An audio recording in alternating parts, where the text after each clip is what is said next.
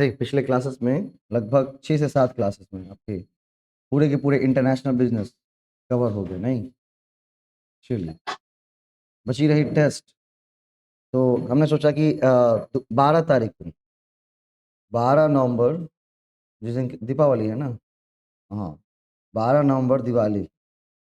ठीक है, दिवाली पर एक बहुत बड़ा तोहफा। हम्म हमने सोचा कि एक दो टेस्ट क्यों अपलोड करें, नहीं एक ही साथ कैसे कितने टेस्ट अपलोड करते हैं। हम्म हाँ, 1000 सेट का पूरा टेस्ट अपलोड करते हैं, है ना। सीटेट में कितना अपलोड करते हैं टेस्ट एक साथ एप्लीकेशन के ऊपर? 1700। ठीक है भाई, और भी लेना है क्या? तो बोला कि 2009 सेट। ठीक है, एक ही साथ, और आराम से परचेज कर लीजिए और 1 साल तक देते रहिए, देते रहिए, देते रहिए, देते रहिए। हाँ, ठीक है। उसके बाद उसमें एक साथ उसमें और अच्छी बात है कि आप बीच में लैंग्वेज भी चेंज कर सकते हैं। लैंग्वेज ऑटोमेटिक रहेगा उसमें, इंग्लिश। हाँ, लैंग्वेज रहेगा उसमें, जो डिफ़ॉल्ट लैंग्वेज रहेंगी वो रहेंगी आपकी इंग्लिश टेस्ट के अंदर। और बाद में उसे आप हिंदी में चेंज कर सकते हैं। हाँ, जैसा वहाँ पर पहले होता था नेट एग्जाम में कि भाई आप बीच में क्या कर सकते, कोई क्वेश्चन इंग्लिश में नहीं समझ में आता उसको हिंदी में कन्वर्ट करके समझ। ठीक है, इसके बाद जब आप टेस्ट सॉल्व कर लेंगे तो सबके डिटेल सॉल्यूशंस, चाहे वो हिंदी में आप देखना चाहें चाहे अंग्रेजी में देखना, डिटेल पूरा। जैसे मान लीजिए कि हमारा आज ये बिजनेस इकोनॉमिक्स का ही कह रहा है, business economics is a tool centric facilitating decision making in business. ठीक है, अब इसके बारे में पूरा का पूरा क्या किया होगा, वो डिफाइन किया। ठीक है, दोनों कथनों को क्या किया है, डिफाइन किया। सही है ना। ठीक, और यही नहीं, जितने भी चाहिए आप, एसबीआई पीओ का चाहिए किसी को रेलवे का चाहिए, है ना, किसी को क्या चाहिए। हाँ, क्या, पूरा रेलवे का चाहिए, और क्या एग्जाम होता है, एसएससी, एसएससी का चाहिए, एलआईसी का चाहिए, इवन कोई भी एग्जाम हो सबके मॉक टेस्ट आपको देखने को मिल जाएंगे तेजस एकेडमी के एप्लीकेशन। भले वो चीज़ें पढ़ाई होती हो नहीं हो तो अलग बात, वो कोर्सेज चल रहे हो नहीं चल रहे हैं अलग, लेकिन उसके मॉक टेस्ट आपको मिल जाएंगे, कहीं दूसरी जगह जाने की जरूरत नहीं। एक दिन आपको कहा था ना एक आदमी, क्या क्या कर सकता है तुम्हारा मास्टर, है ना। तो एक ही साथ कितना, जो भी एग्जाम, अब एग्जाम का सिर्फ नाम बोलो, बीपीएससी हो, यूपीएससी हो, हाँ, यस, बिल्कुल सारे टेस्ट। ठीक है, बस 12 तारीख को मैं वीडियो अपलोड कर रहा हूँ, 12 तारीख तक थोड़ा इसमें काम चल रहे हैं उस पर, एक बार सभी चीज़ों को देख लूँ एक बार बढ़िया से मैं खुद ही। 12 तारीख के बाद उसको शेयर बहुत अच्छे तरीके से करना। हाँ, शेयरिंग में कमी नहीं होनी चाहिए। ठीक है, क्या, सही है ना, पूरा उठा करके। भाई मैं कुछ भी करता हूँ, तुम्हें जो चाहिए वो मेरे पास है, क्योंकि मेरा विजन ही है कि दरभंगा में 5 साल बाद जो भी पढ़ाई होती है वो सब मैं पढ़ा रहा हूँ। चाहे वो नेट हो तो वो तो कोई कर ही नहीं रहा है, मैं कर ही रहा हूँ। भाई सीटेट हो, उसका एस्टेट हो, बीपीएससी का शिक्षक भर्ती हो, सीबीसीएस का कोर्स हो, वो सारे कोर्सेज अपने लोग चला रहे हैं। उसकी तैयारी आज से दरभंगा कॉम्पिटिशन एकेडमी के लिए एक बड़ा तोहफा। भाई कोर्सेज ठीक है बाद में शुरू हो जाएंगे, समय लग रहा है तब तक आप मॉक टेस्ट को खरीद करके आराम से दीजिए। और अगर 1700 मॉक टेस्ट अगर 600 रुपये 700 रुपये मिल रहे तो ठीक है ना, वो कम नहीं भाई। 20-20 सेट का मैंने देखा है कि भाई कितना 200 रुपया 300 रुपये ले रहा है, क्या प्राइसिंग ठीक है ना। 500 600 इस हिसाब से, ऊपर 400 भी किसी का है, किसी में कम है तो नेट का। हाँ, वो लगे हुए हैं, मैंने राउंड फिगर आपको कहा है, वो इसी इसी प्राइस रेंज पर सेट किए जा रहे हैं, उसी प्राइस रेंज पर सेट किए जा रहे हैं सब, 499, 399, 699, मतलब जो भी है 99 का वो प्राइसिंग। इसको इसको कौन सी प्राइसिंग कहते हैं, तो बताइए, तो मार्केटिंग पढ़ा है मैंने। कौन सी प्राइसिंग कहते हैं इसको? Psychological pricing. हाँ, साइकोलॉजिकल प्राइसिंग, है ना? कौन सी प्राइसिंग? Psychological pricing. ठीक, नहीं कि भाई उसको क्या लगे कि 499 ही है, 500 ना लगे। 199 कहने का उसके दिमाग में ये होता है कि इसका दाम 100 ही है, 100 के औना पौना में, 200 नहीं है। 200 ये, अरे ऐसे बोलता है लोग 200। सर 199, 199 जब भी 100 लगता है ना तो उसको क्या लगता है, इसकी प्राइसिंग 100 के एवज में ही है, ज्यादा 200 के प्राइस एवज में नहीं। ठीक है, ये खास बात है। ठीक रहेगा ना विक्रम जी? बस थोड़ा सा आप लोग उसको शेयर करेंगे अच्छे से जगह पर। एक साल, जो भी टेस्ट खरीदते हैं उसकी वैलिडिटी आपको 1 साल की है। हाँ, कुछ टेस्ट हैं जो कि जिसमें कम सेट हैं, जैसे मान लीजिए कुछ कम ही सेट, मतलब लगभग 4 से 5 सेट, वैसे कि उसकी 6 महीने, तो 6 महीने बहुत हुए उठा के, है ना? मैं चाहता हूँ कि वो 1 साल तक हमारे एप्लीकेशन पर सिर्फ आते रहे, ज़्यादा से ज़्यादा, क्योंकि एक बार आता रहेगा तो फिर जाता भी रहेगा ना, और दूसरे को लेकर भी आता रहेगा। 1 साल तक उसी टेस्ट को वो दोबारा देना चाहें, दे सकते हैं, तिबारा, चौबारा, पचबारा, छबारा, जितना बार देना चाहे। हाँ, ये रहेगी उसमें, क्योंकि 1 साल तक, 1 साल के बाद में। 1 साल का प्राइम मेंबरशिप, है ना? 1 साल आप दिए और क्या बन गए, प्राइम मेंबर बन गए मॉक टेस्ट। कुछ कुछ मॉक टेस्ट ऐसे भी हैं जिसमें क्या किया गया, बहुत सारी चीज़ों को एक ही साथ कंपाइल किया गया, जैसे एसएससी, रेलवे, उसके 18,000 टेस्ट हैं, 18,000 टेस्ट। देते देते वो मर जाएगा, उससे खत्म नहीं होंगी। 18,000 टेस्ट 1 साल में देना, भैया रोज उसको कम से कम कितने कितने 60 टेस्ट देने पड़ेंगे, तब जाकर वो खत्म हो। उसके लिए फायदा ये है ना कि अगर आपने खरीद लिया, कोई भाई है, भाई भी दे रहा है, बहन है, मतलब फैमिली पैक, उसको कहेंगे family pack, all in one pack कहते हैं उसको। जैसे होता है ना कि मैगी में फैमिली पैक खरीद लीजिए, सब आदमी एक साथ में खा लेंगे उठा के। सेम टू सेम उस टेस्ट का नाम है फैमिली पैक टेस्ट। ठीक है, हाँ, चलिए बात करेंगे बिजनेस इकोनॉमिक्स की। ठीक, यूजीसी नेट के अंदर ये सबसे छोटा यूनिट है बिजनेस इकोनॉमिक्स, और इससे क्वेश्चंस बनने के चांसेस क्या बड़े बड़े बढ़ जाते हैं। क्यों?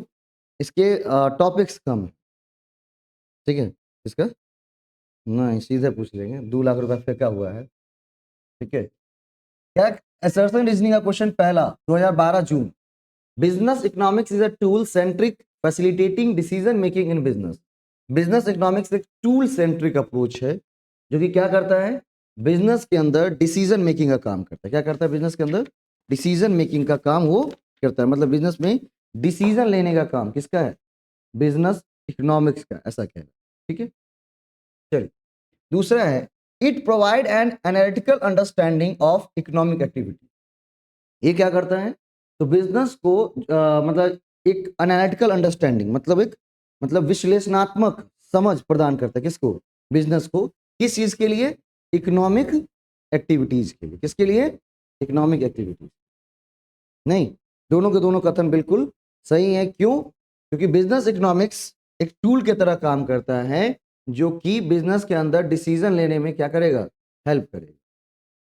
ठीक है, दूसरी बात, ये क्या करता है? एनालिटिकल अंडरस्टैंडिंग प्रोवाइड करता है, किस चीज के लिए? इकोनॉमिक एक्टिविटीज के लिए। ठीक है, अब ये पूरा का पूरा डेफिनेशन पे क्या है, क्वेश्चंस, जो उसके फर्स्ट लाइन में डेफिनेशन लिखे हुए हैं आपके नोट्स में, उसी लाइन से क्वेश्चन डेफिनेशन। ठीक है, क्योंकि वो डायरेक्ट डेफिनेशन नहीं पूछेगा कि व्हाट इज बिजनेस इकोनॉमिक्स, उसी को 2 लाइनों में तोड़ करके कहेगा कि इसमें क्या सही है क्या गलत है, ये बताइए। आंसर क्या हो जाएंगे? A, both A and R are correct. ऊपर में लिखा है नॉट करेक्ट। हाँ, तो ये नहीं कि सब में सब जगह both A and R correct, A में लिखा होता तो एक में टिक मार दी, पढ़ करके ऑप्शंस को। Both A and R correct. Which kind of economics explain the phenomena of cause and effect relationship. ये है बिजनेस इकोनॉमिक्स के हमने जो क्या किए टाइप्स बांटे थे, उसकी बात कर कि कौन सा इकोनॉमिक्स क्या करता है, एक फिनोमिना को डिफाइन करता है। किस फिनोमिना को? Cause and effect relationship phenomena. तो cause and effect relationship phenomena को कौन क्या करता है? तो क्या हो जाएगा? Normative, positive, micro, macro. Micro के अंदर क्या क्या आता है सो बताओ।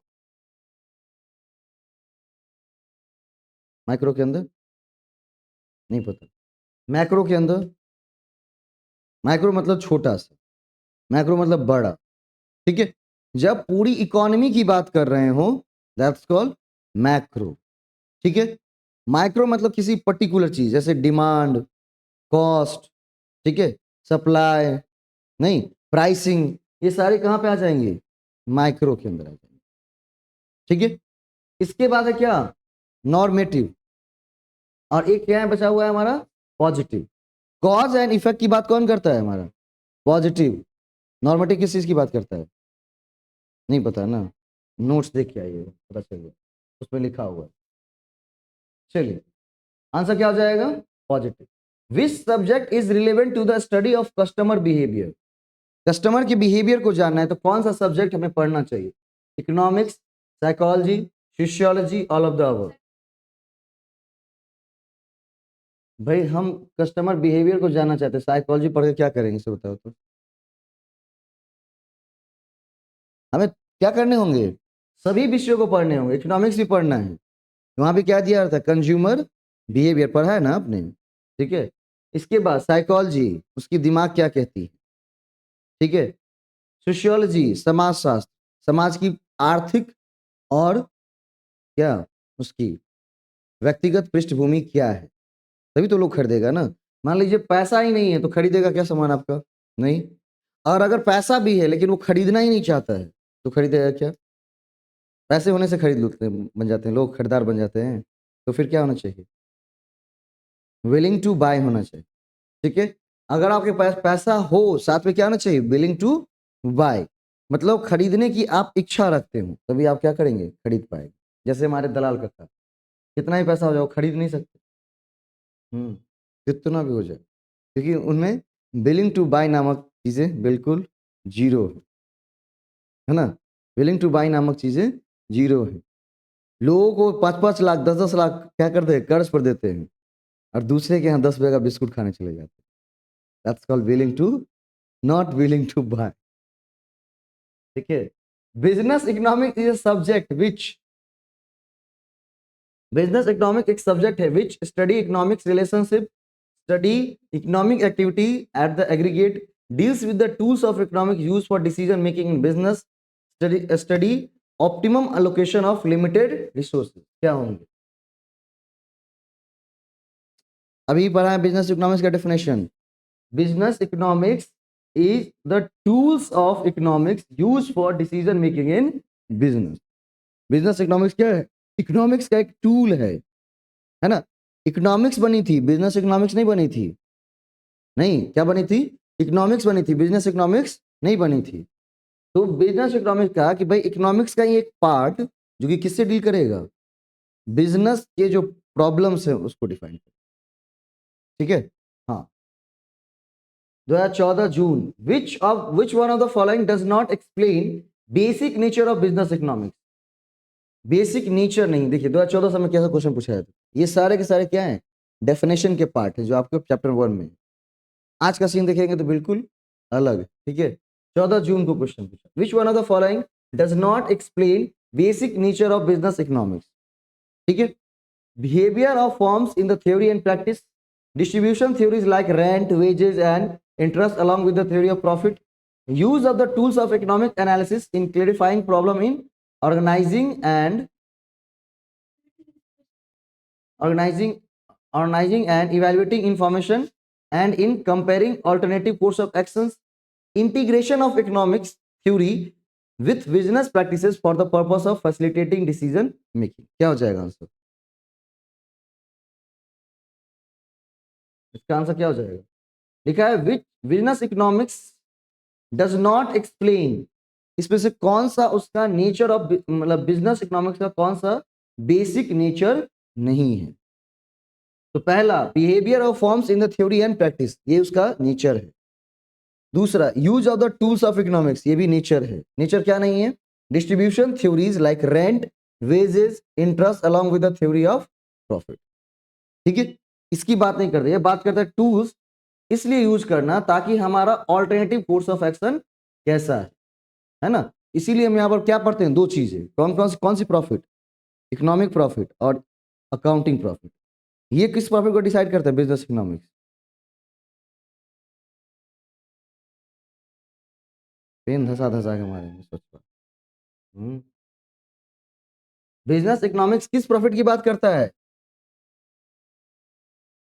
इतनी पढ़े जी तो याद नहीं रह जाएगा तो ये बड़ पढ़ रहल से बेटा के ग्रुप बनले हैं, टारगेट से ग्रुप में, तैयो नहीं याद भरल से।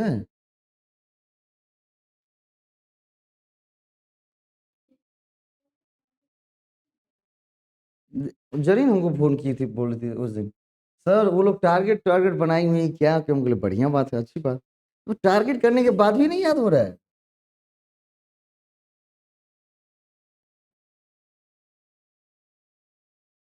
है ना। और दूसरी कौन सी profit? Accounting profit. Business economics किसकी बात करेगा? Economic profit. ठीक है, ये क्या करता है, इसको कैसे डिसाइड करते हैं कि जितने सारे रेवेन्यू आए हैं उसमें से क्या घटाना है? Explicit minus implicit. अकाउंटिंग में क्या घटाते हैं? केवल रेवेन्यू माइनस एक्सप्लिसिट। अभी इम्प्लिसिट एक्सप्लिसिट क्या है? तो कहता है कि देखिए, जैसे मान लीजिए आपने कमाया 1 लाख रुपए और उस 1 लाख को कमाने के लिए आपने रेंट दिया है मान लीजिए 10,000 रुपया, ठीक है, लेबर को 20,000 रुपया दिया है। इस तरह के अन्य अन्य खर्चे किए, मुंह काहे बन गया, हमको नहीं पता चलेगा। हाँ? ठीक है, तो अन्य अन्य खर्चे कितने हो गए आपके पास? 50,000 रुपये। ठीक है, अन्य अन्य खर्चे कितने हो गए? 50,000। तो जब अकाउंटिंग में आप कैलकुलेट करेंगे प्रॉफिट एंड लॉस अकाउंट जब बनाएंगे तो क्या करेंगे? इनकम साइड में दिखा दिए कि सेल्स बाय सेल्स इतना आ गया मेरे पास, और जितने सारे खर्चे हैं सबने क्या सबको कहाँ दिखा दिया? डेबिट साइड में दिखा दिया। ठीक है, और सारे के सारे कैलकुलेट कर लिए, ये सारे जितने भी कॉस्ट आपने घटाए हैं ये सारे क्या है? एक्सप्लिसिट। ठीक है, और आपने कहा कि हम 50,000 कमाए हैं। कितने कमाए हमने? 50,000 प्रॉफिट कमाए। लेकिन इकोनॉमिक्स कहता है नहीं, ये गलत बात। इकोनॉमिक कहता है कि नहीं, 50,000 नहीं कमाए, उससे कम कमाए। तो बोला प्रूफ करके दिखा। तो इसने कहा कि इसमें इम्प्लिसिट कॉस्ट भी इन्वॉल्व होती है। जैसे मान लीजिए कि आप बिजनेस खुद की कर रहे हैं, तो कभी आपने अपनी सैलरी निकाली क्या वहां से? आपने अपनी सैलरी निकाली क्या? नहीं ना। तो वो सैलरी निकालो पहले, तब देखो कितना प्रॉफिट है। कम से कम तुम काम करो उतना घंटा। जैसे कहा ना कि सब कि कल क्लास जाइए नहीं तो क्या सैलरी काट लेंगे बाबा। मेरी सैलरी के लिए, ठीक है, तुमको कितना बार, कम से कम 1 लाख दोगे तो कम होता है। तो भाई 1 घंटा क्लास लेने का एक मास्टर का 10,000 देता है ना। कितना घंटा मेरा क्लास है? 4 और 4 8 और 2 10, 10 दहे का 100। चलो अब 1 लाख की बात है तो 10% डिस्काउंट ले लो। कितना? 90,000 रुपये। कितना? 90,000 रुपये। और वो भी 10,000 में क्यों छोड़े भाई? तकनीक हम ही खुद संभाल रहे हैं, तुम्हारा वीडियो अपलोड कर रहे हैं। तो 1,25,000 रुपये। कितना? 1,25,000 रुपये। उसके बाद कुछ, है ना, मतलब जितने सारे तुम्हारे कॉस्ट हैं वो सिर्फ मेरी एक सैलरी के बराबर होता है। भाई 1,25,000 तुम इधर खर्च कर रहे हो ना, उसको एक बार अलग से मुंह को दे दो, कितना हो जाएगा? 2.5 लाख। ठीक है, तो इकोनॉमिक्स कहता है कि नहीं, आप अपनी प्रॉफिट भी क्या करिए वहां से निकालिए, क्योंकि आप यहां नहीं होते तो कहीं तो होते। आप यहां नहीं होते, कहीं तो होते, वहां कितनी कॉस्ट आपको मिलती। उसी को कहते हैं क्या? इम्प्लिसिट या अपॉर्चुनिटी कॉस्ट। आपने वो अपॉर्चुनिटी आप मिस कर रहे हैं ना, वो अपॉर्चुनिटी मिस कर रहे हैं तो उसके एवज में भी क्या करना होगा? बिजनेस को भुगतान करना होगा। जैसे आप अपने घर में ही क्या कर रहे हैं? बिजनेस चला रहे हैं और रेंट कभी घटा नहीं रहे हैं और बोलो कि बाप रे हम प्रॉफिट में हैं। इसका मतलब क्या है? आप बुड़बक हैं। भाई रेंट, अगर मान लीजिए आपका घर है, आज बिजनेस के लिए आपने यूज किया, अगर ये यूज यहाँ नहीं होते दूसरी जगह होते, वहां कितनी कॉस्ट मिलती? तो वही कॉस्ट अपॉर्चुनिटी कहलाती है, जो कि इम्प्लिसिट रहती, दिखती नहीं है लोगों को। नहीं, इकोनॉमिक्स कहता है कि उसको भी घटाइए, तब जाकर के एक्चुअल पता चलेगा कि आप कितने प्रॉफिट में हैं। ठीक है, क्योंकि अकाउंटिंग तरह से प्रॉफिट को कैलकुलेट करेंगे तो उस बिजनेस को बंद होना ही है ना। भाई इकोनॉमिक्स की तरह से करेंगे तो इस बिजनेस को कभी बंद नहीं हो सकता। तो एक बिजनेसमैन को दोनों चीजें आनी चाहिए, अकाउंटिंग प्रॉफिट कैलकुलेट करनी and business sorry economic profit calculate करनी। इकोनॉमिक प्रॉफिट को किसने इंट्रोड्यूस किया है? Business economics. बात समझे काजल? बुझलिए बात? हाँ, सिरोली में रोडे साइड में घर है। तो एगो खोलना तो है बिजनेस डिसीजन मेकर्स। हाँ सही बात बोल रहे हो। तो कॉमर्स का ट्यूशन खोलो वहाँ पर और शाम को पढ़ाना, यहाँ से सुबह पढ़ के जाना, वहाँ पर शाम को। तीसरा खोल लो, जरूरत थोड़े है, कोई भी सर पढ़ा रहे हो। यहाँ ये हम वहाँ पर नहीं जा सकते ना पढ़ाने के लिए, इसको तो हम बोले थे वहीं खोल ले। यहाँ से पढ़ पढ़ के जाओ, वहाँ बताओ। अब बोलो कि कुछ दिन तुम ऐसे ही आओ पढ़ो आराम से, सिर्फ 99 रुपया, 101 रुपया लेके आना, है ना। क्या करके आना? 101 रुपया लेके आना गुरु दक्षिणा। हम सिर्फ गुरु दक्षिणा लेंगे बाबू, और कुछ नहीं लेंगे। क्या लेंगे? 101 रुपया। ठीक है, सही बात बोल रहा हूँ। जब रोड साइड में घर है तो आराम से खोलिए, शाम को पढ़ाइएगा, ये नहीं कि सुबह कर लीजिए। हाँ शाम को ये, ठीक है। उससे क्या होंगे कि आज से आपकी इफिशियंसी डबल होती चली जाएंगी, किसको? पढ़ाने को लेकर के। एक भी बच्चा आ रहा है उसको पकड़ के ला, नहीं होता तो 101 रुपया तो उस अपने से दे दे उसको कि भाई तू भी 101 रुपया रख। नहीं तो जितने दिन तुम आएगा उतने दिन हम तुमको क्या करेंगे, 10 रुपया देंगे या 5 रुपया देंगे। सिर्फ कहिए कि आप तुम हमारे सामने आओगे पढ़ो, 5 रुपया हम तुमको दे रहे हैं।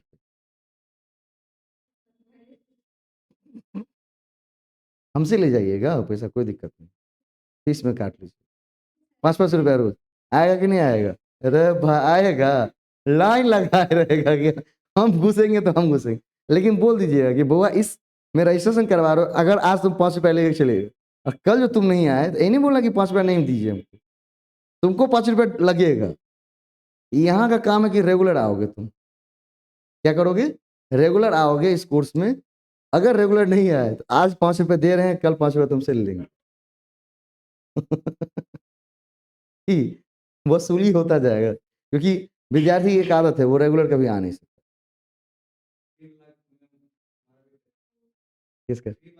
हाँ फ्री बार 2-4 दिन, क्या कंसेप्ट ठीक है ना कि भाई 5 रुपए दीजिए और पढ़ाइए। आज आया 5 रुपया निकाल के खुला सबको, 4 को दे दीजिए।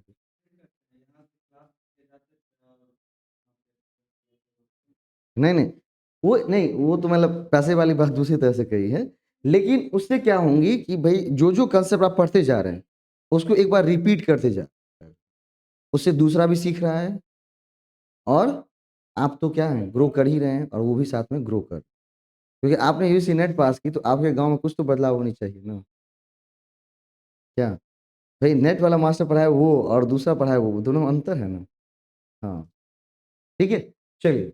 जैसे आज वाइस चांसलर बुलाए हैं जितने भी रिसर्च स्कॉलर उनके पेरेंट्स को, ये आप आइए, क्या क्या बेहतर हो सकता है विश्वविद्यालय में, वो बताइए कि ताकि नेट का मूल्यांकन हम सुधार सकते हैं। बोले हम अगर आज जा रहे हैं, अगर गए बोलने का मौका मिला तो बोले कि भैया बेहतर क्या, आपको 2 साल लग जाएंगे बदलने में। इतनी व्यवस्थाएं वो क्या कर दी, लचर कर दी। नहीं 2 साल लग जाएंगे केवल बदलने के लिए उठाए, क्योंकि सबसे पहले क्या है, research zero, efficiency zero, innovation zero, new thing zero, UC net preparation zero, सब में तो जीरो है। हीरो कहाँ पर उठाए? हाँ हीरो एक में है, 3-4 चीजें लिखता हूँ। सेमिनार 100 में 100 मार्क,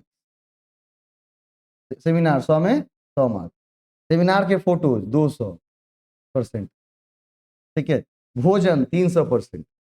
इस समय कभी कमी नहीं हुई, जो बात हो रहा है, मछली भात। और ये सबसे बड़ा कौन सा, फेयरवेल, उसमें 100% में 500%, क्योंकि अब होटल बुक की जा रही है भैया।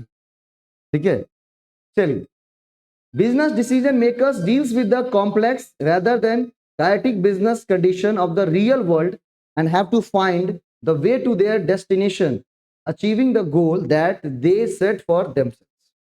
बिजनेस डिसीजन मेकर्स जो है मतलब जो बिजनेस के लिए डिसीजन लेते हैं विद द कॉम्प्लेक्स, किसके साथ? कॉम्प्लेक्शंस के साथ, मतलब बहुत ज्यादा उलझन होती है वहां पर, है ना। डिसाइड करना कि आगे वाले चीज क्या करूंगा, बड़ी कंपल्सन है ना।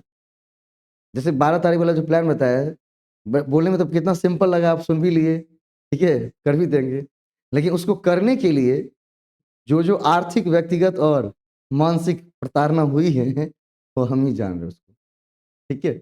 तो कि वहां पर डिसीजन लेना क्या है, एक कॉम्प्लेक्स उलझन वाली चीज होती है, ठीक है। rather than chaotic business condition of the real world and have to find the way to their destination, achieving the goal that they set for themselves. और ये इससे ही बड़ी उलझन है कि भाई जो चीज चाहते हैं क्या उसे अचीव कर पा रहे हैं या नहीं कर पा रहे, ठीक है। दूसरा स्टेटमेंट है, even without application of economic logic and tools of analysis, business decisions are always rational and real and not counter productive.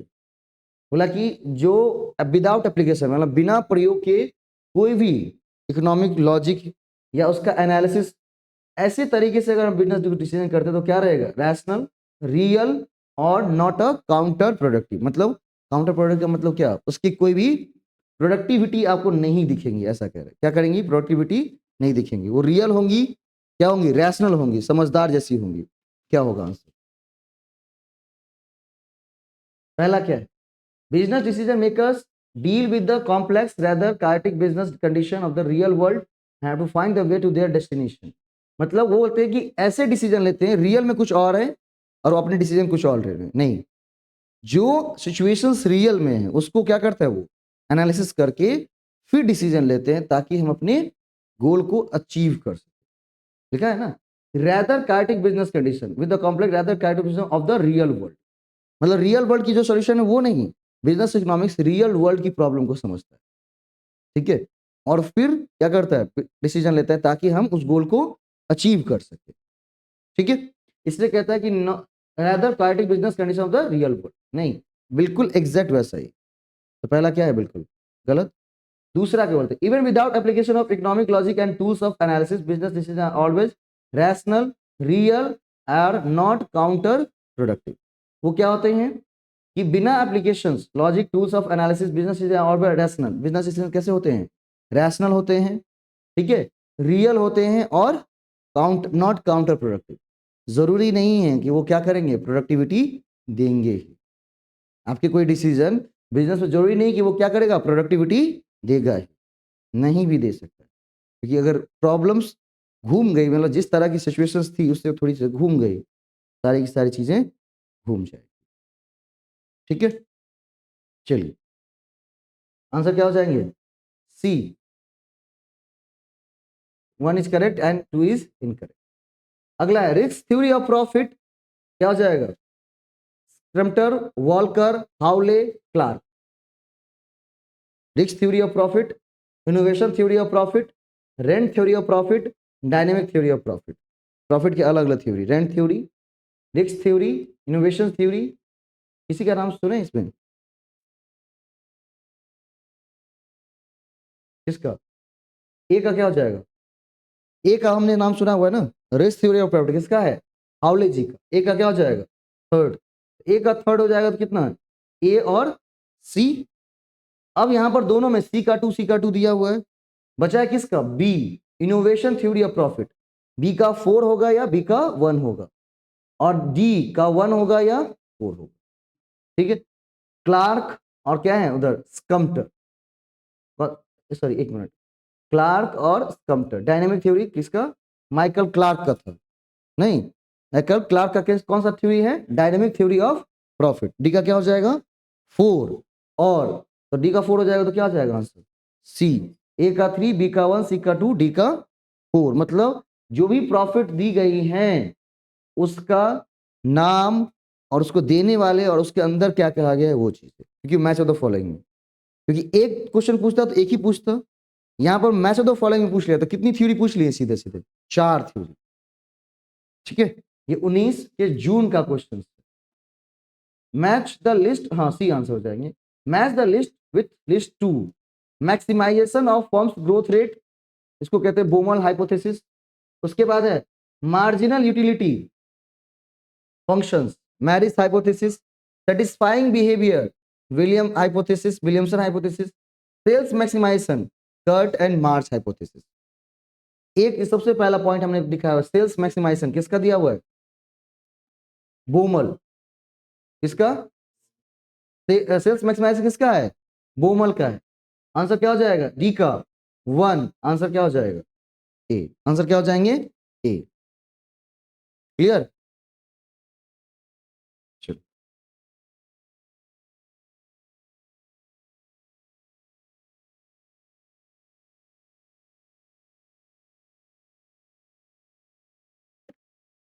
चलो आगे आते हैं।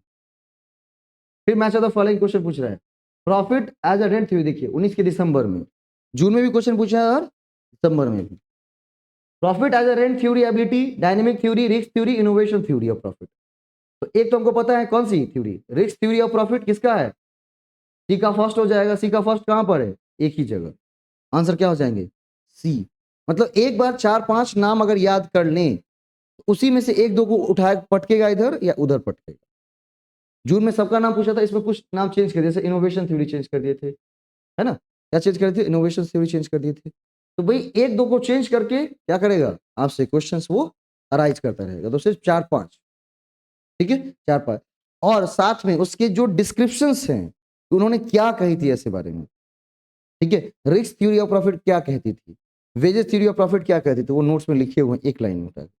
जो हाईलाइट पॉइंट है वो भी हाईलाइट कर दिया गया, उसके मेन थीम को जरूर याद रखेंगे, ठीक है। अगला है हमारा maximization of firm growth rate subject to managerial and financial constraints as one of the important alternative objective of especially large business corporation was pleaded by Milton Friedman, Robin Maris, Curtin March, H.A. Seaman। Maximization of firms growth rate, firms growth rate को किसने, firms के growth rate को किसने दिया हुआ है?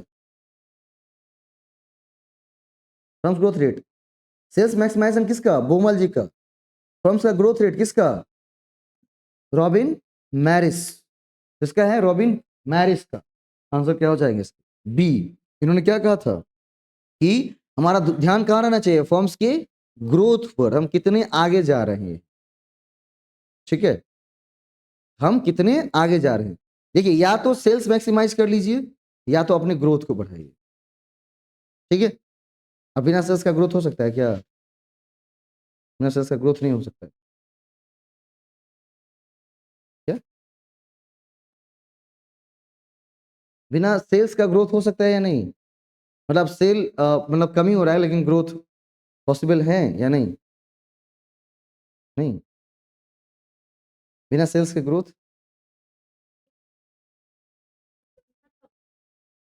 Growth कहने का मतलब केवल ये ग्रोथ नहीं कि भाई हम सिर्फ पैसे ही अर्न कर रहे हैं। ग्रोथ मीन्स ये भी होता है कि हमारा सेक्टर कितना बड़ा होता चला जाए। मैं इसी को देख के खुश हूँ। प्रॉफिट भले ही नहीं आ रहे हो, मैंने सेक्टर काफी क्या कर दिए, विस्तार कर दिए, लोगों को जोड़ दिया है ना दूर दूर तक, ठीक है, गांव तक जोड़ दिया ना, ठीक है। क्या कर दिया? गांव तक जोड़ दिया ना। लोगों क्या ग्रोथ कहने का मतलब यहाँ पर ये ग्रोथ नहीं कि पैसे संबंधित ग्रोथ, या ग्रोथ कहने की मतलब है कि आपके मार्केट स्ट्रक्चर कितने ज्यादा हो रहे हैं, फैलाव हो रहे हैं उसके, है ना। अगर मार्केट स्ट्रक्चर ज्यादा भी हो रहा है, लोग खरीद नहीं रहे हैं, कस्टमर अभी तक नहीं बने हमारे, लेकिन लोग जान रहे हैं, तो कभी ना कभी तो खरीदेंगे, ठीक है। भले ही सेल नहीं हो रहा है कोई बात नहीं, ठीक है। भाई कोई कहता है कि भाई आपका नाम मैं सुना है तो मुझे बहुत खुशी होती है, भले ही वो कस्टमर बनाओ नहीं बनाओ, क्योंकि बेटा तुम बनेगा एक दिन, मुझे पता है ना। क्योंकि मुझे पता है, क्योंकि एक बार तुम एग्जाम दोगे तुम्हारा भेद छूट जाएगा, उसके बाद तुम जरूर आओगे, आओ, ठीक है। तो आपको सिर्फ क्या करनी है, अपनी स्ट्रक्चर को फैलाते जानी है चीजों को लेकर के। ये नहीं ध्यान देना कि भाई सेल्स हो रहा है या नहीं हो रहा है करके, क्योंकि सेल्स पे ही डिपेंडेंट रह गए ना, तो क्या करनी पड़ेंगे, बोरिया बिस्तर बांधना पड़ जाएगा। 2-3 साल तो ग्रोथ है ही, मतलब सेल्स तो होगा ही नहीं, क्योंकि बड़े प्लेयर्स हैं बैठे हुए। तो बड़े प्लेयर्स जब तक बैठे हुए हैं और सेल्स नहीं हो रहा, तो क्या कर देनी चाहिए लोगों को? अपनी स्ट्रक्चर को फैला लेनी चाहिए। लोग जानकारी में आ जाए, लोगों के दिमाग में आ जाए कि हाँ, ये चीज़ें हैं, ऐसे की जाती है। अगर ये चीज़ें आ गई हैं, तो आपका सेल ऑटोमेटिक बढ़ेगा आने वाले टाइम में। जैसे 2 साल पहले वो कल जो आए थे, एक टीचर थे, 2 साल पहले वो गए थे क्वेरी करके, है ना?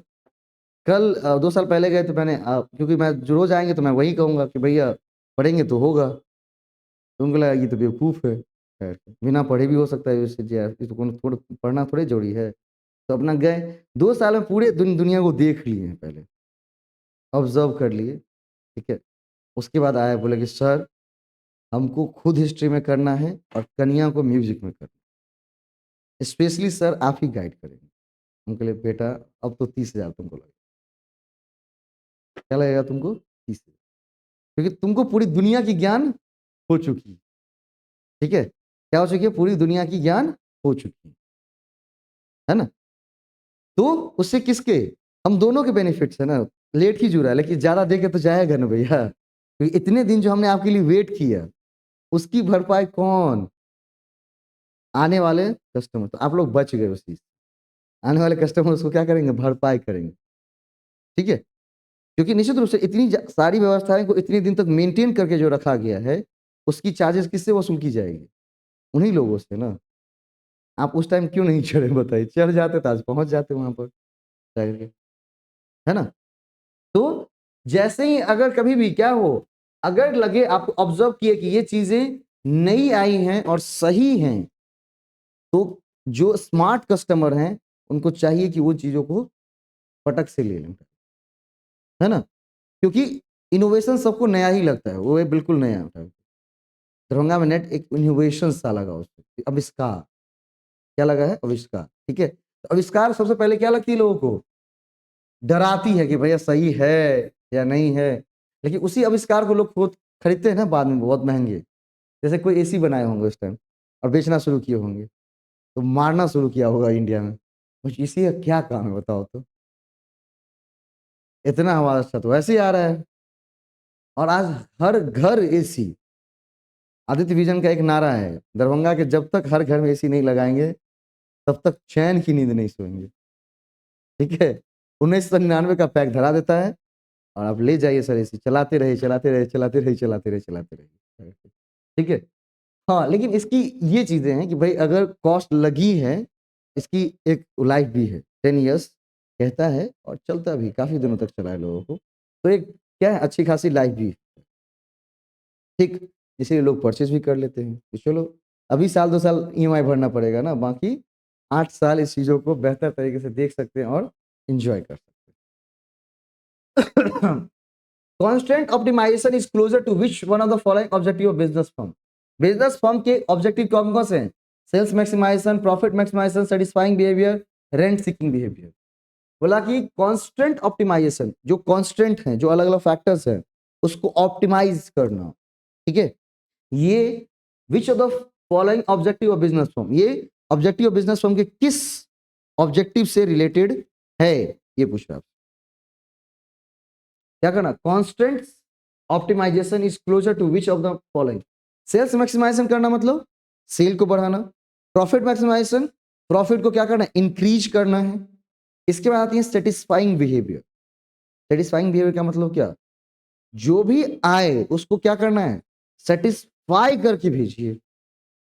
इसको कहते हैं क्या? Satisfying behaviour. अगर आपके फर्म के पास सेटिस्फाइंग बिहेवियर 0 है तो क्या करेंगे आप? आगे निश्चित रूप से क्या करना है? फेल होना है, कोई रोक नहीं सकता, ठीक है?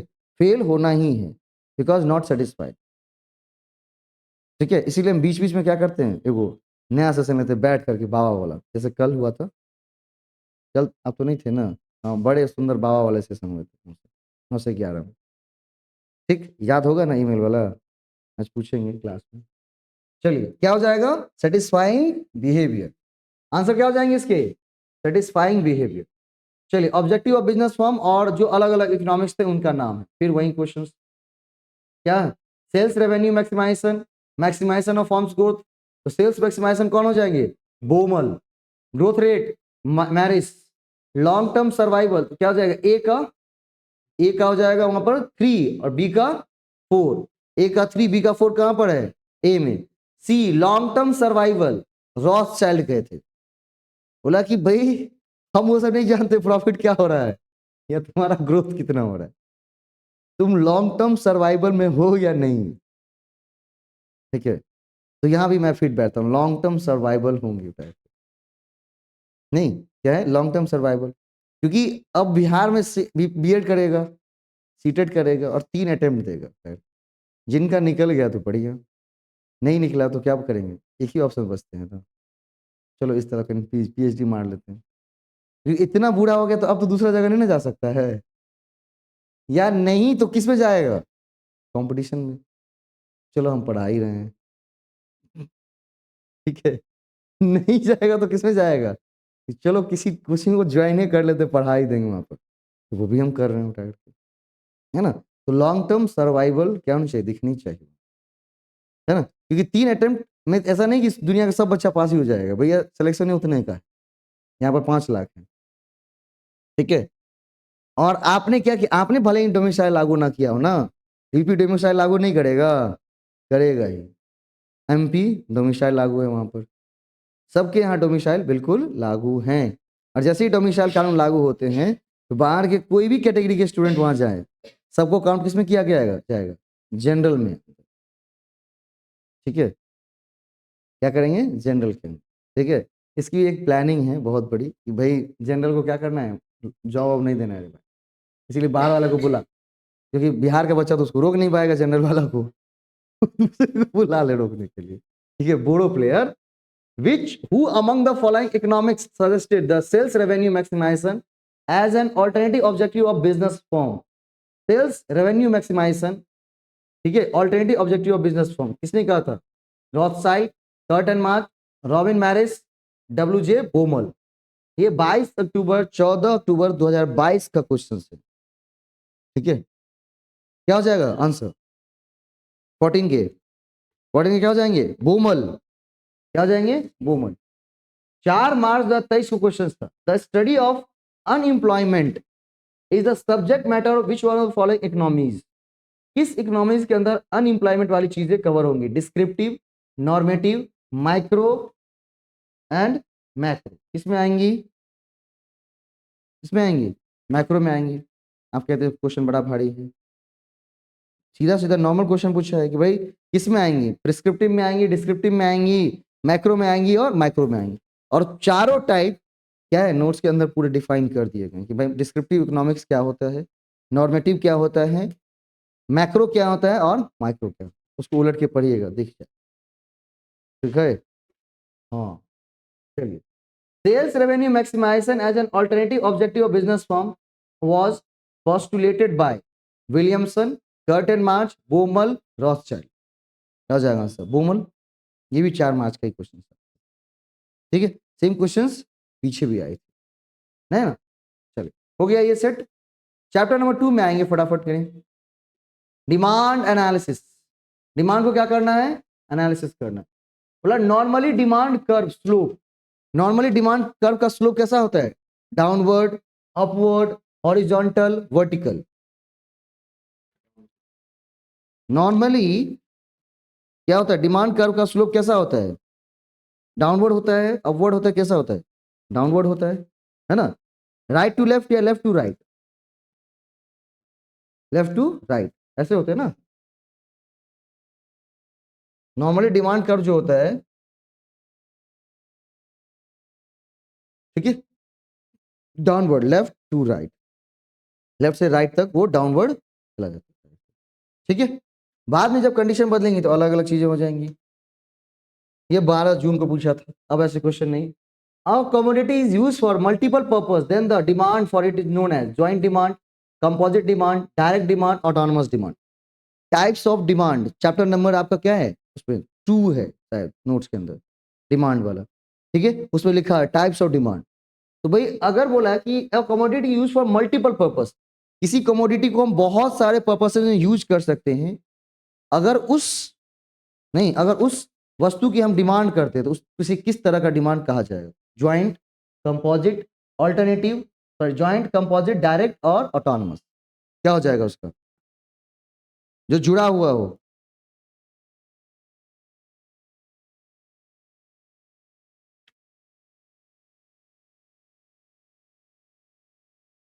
क्या हो जाएगा? कंपोजिट। क्या हो जाएगा? कंपोजिट। ज्वाइंट डिमांड क्या होता है कि गाड़ी खरीद भी तो तेलो ना, गाड़ी की सेल बढ़ेंगी तो तेल भी क्या हो जाएगा? तेल का भी सेल तो बढ़ जाएगा ना, तेल की खपत बढ़ जाएंगी, पेट्रोल पंप और खुलेंगे भाई, है ना। लेकिन अब पेट्रोल पंप नहीं खुलेंगे, अब सीएनजी गाड़ी की जरूरत है। क्या है? CNG, comparative natural gas. तो गाड़ी वाड़ी खरीद रहे हैं तो अभी मत खरीदिएगा, क्या करेंगे? सीएनजी वाला गाड़ी लेंगे। तो ये सीएनजी में दोनों ऑप्शंस होते हैं, सीएनजी प्लस पेट्रोल। जहां पर पेट्रोल मिल जाएगा वहां पेट्रोल दिलवा लेंगे, जहां पर सीएनजी मिल जाएगा वहां पर सीएनजी। और सीएनजी क्या है? इन ईंधनों से सस्ता है, इन्वायरमेंट फ्रेंडली है ना। हाँ, बढ़िया है। इसीलिए अब गाड़ी पेट्रोल वाला नहीं लेंगे, कौन सा लेंगे? CNG plus. ठीक है। और नहीं वैसे गाड़ी लेनी है तो 1 रुपए में भी गाड़ी मिल रहा है भाई जी, 1 रुपया का फाइनेंस पर। 1 रुपया लेके जाइए पॉइंट, बिना 1 रुपया लेके तो मार के भगा देगा। एगो नया धंधा खोल लिया हीरो होंडा सब। ठीक है। 1 रुपए में गाड़ी किस डिलीवर कर रहा है? किसको? कस्टमर को। ठीक है। ईएमआई के थ्रू। अब 1 रुपया दाम थोड़े हो जाएगा भाई, कंपनी डूब जाएगी। इसको लगा 1 रुपया। ठीक है। भाई 1 रुपए में गाड़ी की दाम 1 रुपए नहीं है। 1 रुपए आपको डाउन पेमेंट की कॉस्ट, 1 रुपए आपने दिए, बाकी जो 41,000 या 50,999 मतलब 60,000 रुपए होंगे उसको क्या किया जाएगा? ईएमआई में तोड़ा जाएगा। ठीक है। और आप क्या ले सकते? गाड़ी ले सकते।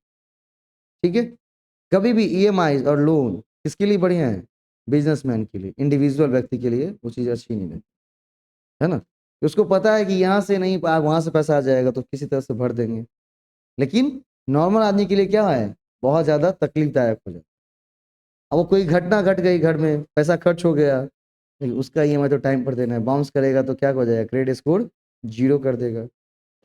ठीक है। क्रेडिट स्कोर क्या कर देगा? हाँ, अगर खरीदना तो बोल लेगा स्कूटी लेना है, ले लेना भाई, तय करके। पेट्रोल महंगा कर देगा। तो ज्वाइंट उसको कहते हैं joint demand. Demand has the following elements, क्या क्या होने चाहिए इसमें? Quantity, price, time. कोई चीज डिमांड कैसे बनता है? एक फिक्स प्राइस पर, फिक्स क्वांटिटी, फिक्स टाइम के ऊपर, जो क्या कहते हैं? डिमांड। डायरेक्ट डेफिनेशन से लिया गया। तो आंसर क्या हो जाएगा? All of the above. Two में हो जाएगा ऑल ऑफ द अबव, और यहां पर क्या हो जाएगा? Composite demand. चलिए, ये रहा आपका contraction of demand, decrease in demand, increase in demand, expansion in demand. ठीक है।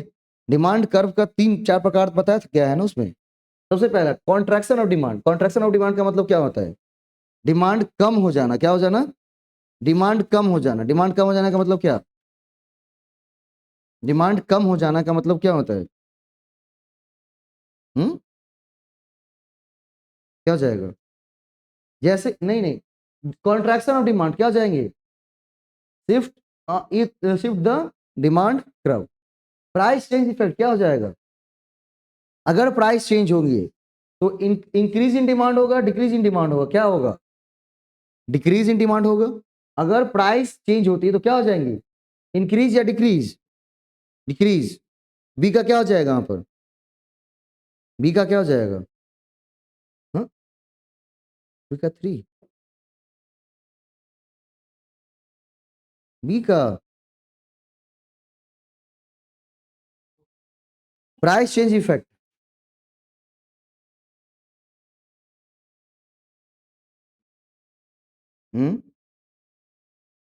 देखिए यहां पर क्या किया इसने, जो मैच ऑफ द फॉलोइंग डाल रहा था वो तो पागल हो गया था उधर से। क्या है कि एक एक चीज के दो दो ऑप्शन है यहाँ। जैसे हम बात करते हैं किसकी? Contraction of demand. Contraction of demand का मतलब होता है प्राइस चेंज इफेक्ट। ठीक है। और जैसे ही वो होगा तो क्या हो जाएगा पता है? डिमांड कर्व शिफ्ट हो जाती है। ठीक है। डिमांड कर्व क्या हो जाती है? शिफ्ट हो जाती है। ठीक है। अगला है हमारा कौन सा? Decrease in demand. Decrease in demand का क्या कहता है? इसको बोलते हैं नॉन प्राइस चेंज इफेक्ट। ठीक है, देखिए हमने बात की थी किसकी, जब भी हम बात करते डिमांड की तो वहां पर हमने कहा था कि डिमांड में चेंजेस आने शुरू होंगे। तो अगर प्राइस के कारण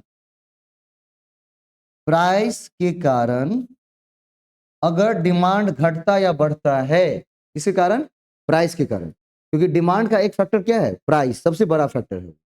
डिमांड का सबसे बड़ा फैक्टर क्या है, प्राइस।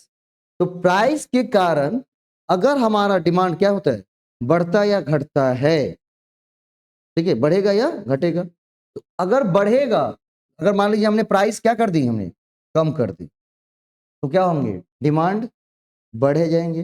डिमांड क्या हो जाएंगे, बढ़ जाएंगे। डिमांड बढ़ जाएंगे मतलब क्या, एक्सपेंशन ऑफ डिमांड, क्या हो जाएगा, एक्सपेंशन। ठीक है, और अगर प्राइस हम घटा दिए, इसको मैं देखिए यहां पर देखिए, प्राइस घटा दिए तो क्या हो जाएगा, कॉन्ट्रैक्शन इन डिमांड। क्या हो जाएगा, कॉन्ट्रैक्शन इन डिमांड। और दूसरा होता है नॉन प्राइस फैक्टर, जैसे व्यक्ति का बिहेवियर चेंज हो गया, टाइम नहीं है। मान लीजिए आप अभी जाड़े के समय में कोई टी शर्ट बेचेगा, खरीदेंगे क्या, नहीं ना। जाड़े के समय में क्या हो जाता है, टी शर्ट के दाम कम हो जाते हैं, उसकी सेल कम हो जाती है, डिमांड कम हो जाती है। तो बोला कि प्राइस के अलावा किसी भी चीज के चेंज होने पर अगर क्या होती है, डिमांड में कुछ ऊपर नीचे है, तो उसको कहते हैं इंक्रीज या डिक्रीज। डिमांड एनालिसिस के अंदर नोट्स में पूरा का पूरा लाइन शेप करके लिखा हुआ, ठीक है, लिखा नहीं हुआ है, कैसे लिखा हुआ है, शेप करके लिखा हुआ है। कैसे लिखा हुआ है, शेप करके। चलिए दिखाते हैं, आप लोग देखते नहीं है, मैं देख लेता हूँ, सामने सामने प्रेजेंट करता हूँ।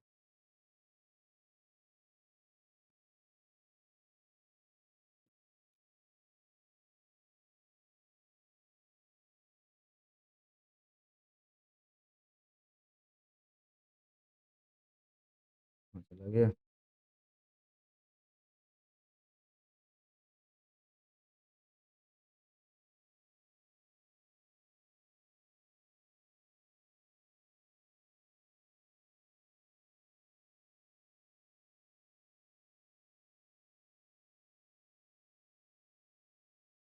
इकोनॉमिक प्रॉफिट है ना यहाँ पर, अकाउंटिंग और इकोनॉमिक प्रॉफिट।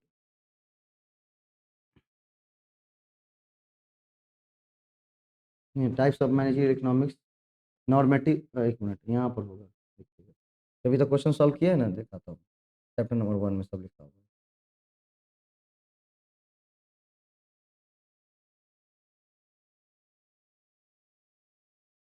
है ना।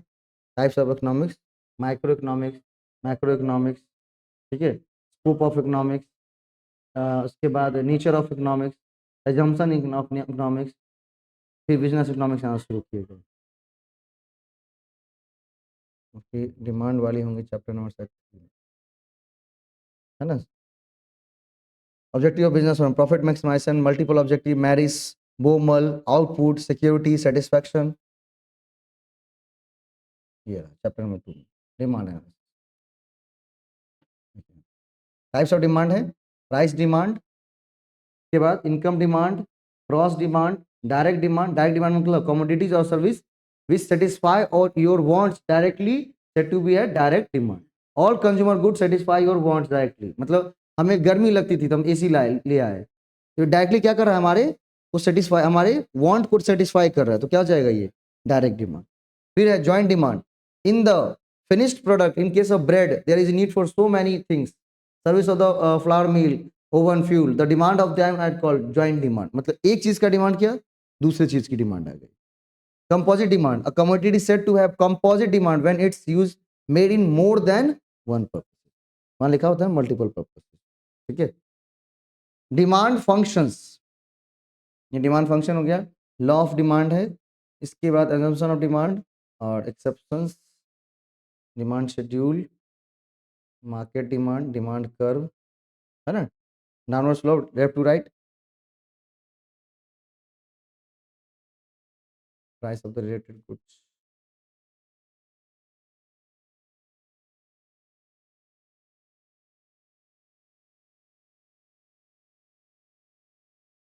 हाँ, movement of demand curve and shift in demand, क्या है ना। movement in demand curve and when commodity experience change in both the quantity demand and price causing the curve to move in a specific direction. Contraction indicate contraction in demand in sense fall in demand is observed due to price rise. भाई price rise हो गया है तो क्या हो जाएगा, जो demand कम हो गई उसको क्या कहेंगे, कॉन्ट्रैक्शन ऑन डिमांड, इसको कहते हैं अपवर्ड मूवमेंट। ग्राफ कैसे जाने लगेगा, अपवर्ड।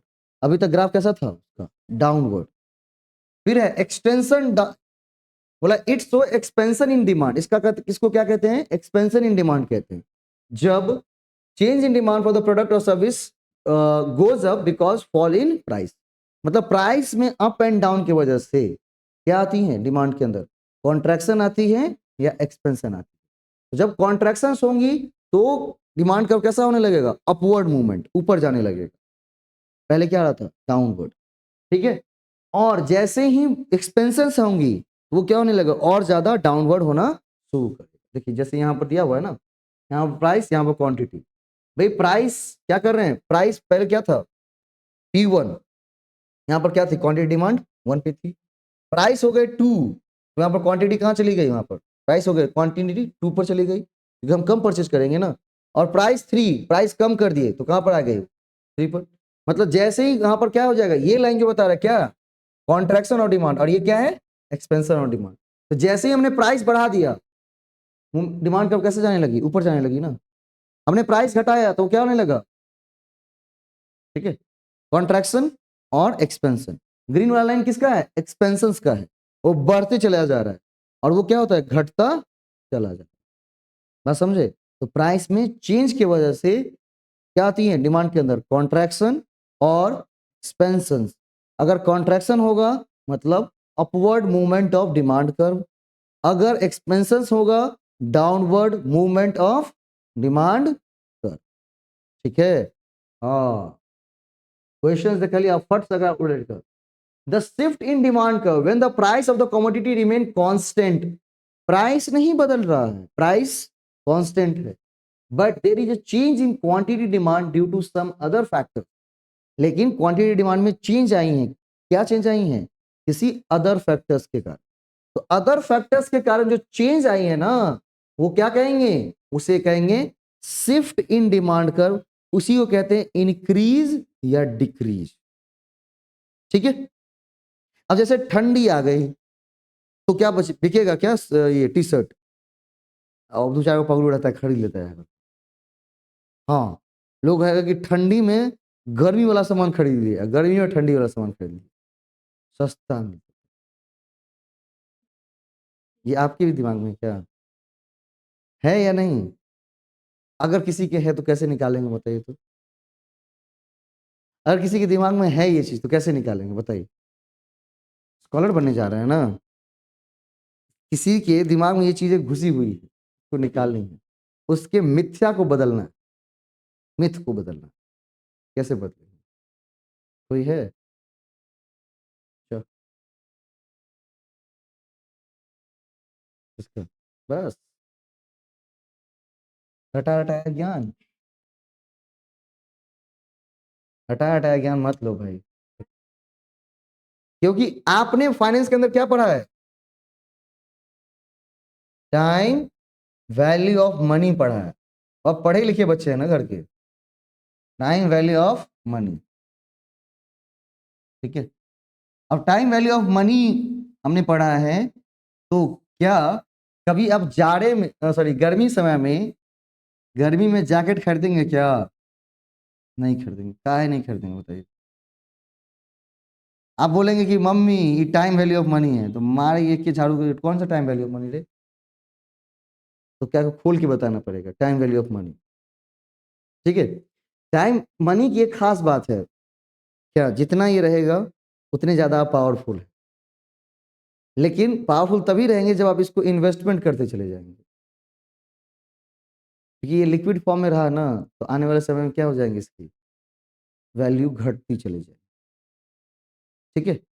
दरभंगा महाराज गरीब क्यों हो गए पता है, गरीब हो गए हैं ना, अब वो धनी थोड़े धनी हैं, क्यों, क्योंकि उन्होंने पैसे थे उनके पास, उन्होंने धन को इन्वेस्ट नहीं किया। आज माधव राय सिंधिया वो भी क्या है, राजा थे ना, ज्योतिरादित्य सिंधिया के पिताजी। आज उनकी जो मनी है वो बढ़ गई है ना कि घट गई है? बढ़ गई है। क्यों? क्योंकि अब वो एक क्या है, ये नॉर्मल राजा नहीं है। आज के राजा कौन है? आज के राजा हैं मंत्री, प्रधानमंत्री, मुख्यमंत्री, विधायक, सांसद। तो उन्होंने क्या कर ली, उन चीजों को इन्वेस्ट किया कहां पर? पॉलिटिक्स में पैसे। और आज क्या बन गए हैं? उड़यन मंत्री बन गए हैं, हवाई जहाज।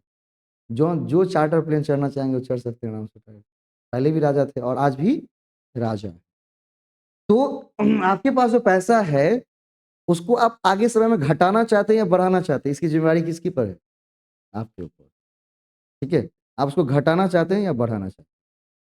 ठीक है, जितना जेआरएफ को देखा सबसे बेवकूफ हुए देखा मैंने, एक बुधियार जेआरएफ को देखा। बुधियार जेआरएफ है हमारे रोशन सिंह। भाई अपना जेआरएफ भी किए, सब घर का घर भी बनाए, सब कुछ किए इन्वेस्टमेंट, और लास्ट मोमेंट पर जाकर के जितने पैसे बचे हैं सबको कहाँ शिफ्ट कर दिए? बिजनेस के। ठीक है, क्योंकि आने वाले समय में अगर जॉब थोड़ी समय भी लगी होंगी तो जरूर ही, लेकिन लगी तो हम क्या कर सकते, उस बिजनेस को करके आगे बढ़ सकते हैं। उनको स्कोप दिखा, उसमें लगा दिए उठाकर के। किसी को दिखता है कि भाई नहीं यहाँ नहीं तो वहां लगा दिया, लेकिन आपके पास पैसा है और आप सारा खर्च कर लिए, तो वो बेवकूफ कौन है? आप। ठीक है, हाँ। जब अगर पैसा आए तो उसको एकदम सेव करके रखिएगा, और सेव करके मतलब ये नहीं बैंक में रखिएगा और बस मर रहे थे उधर, उसको मल्टीपल्स कन्वर्जन के अंदर। ठीक है, क्योंकि जैसे आप बोल रहे हम उतना टर्म पढ़ाएंगे तो मम्मी गुस्सा हो जाएगी, तो सीधे जैकेट पे आते हैं डायरेक्ट। मान लीजिए कि जैकेट आप गर्मी में कब खरीदेंगे? जब सस्ता होगा। नॉर्मली गर्मी शुरू कब से होती है?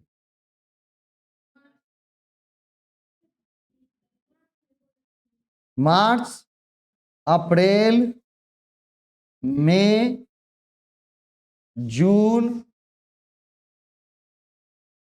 जुलाई, अगस्त, यहां तक आते आते लगभग लगभग रुक जाती है। उसके बाद थोड़ा सा ठंडी का सीजन शुरू हो जाता है। लेकिन अब अगस्त की बात नहीं, अगस्त, सितंबर, अक्टूबर, आने वाले समय में भारत में ठंडी पड़ेगी ही नहीं। शहर में तो खास के नहीं। शहर में शहर में ठंडी लग रही है? शहर में ठंडी कहाँ लग रही है? शहर में ठंडी लगती है क्या? नहीं। गांव में ठंडी लग रही है, शहर में तो लगेगा ही नहीं, लगेगा। क्योंकि इतने पॉल्यूशन हो गए हैं कि पूरी टेम्परेचर को क्या किया, गर्म करके रखा है।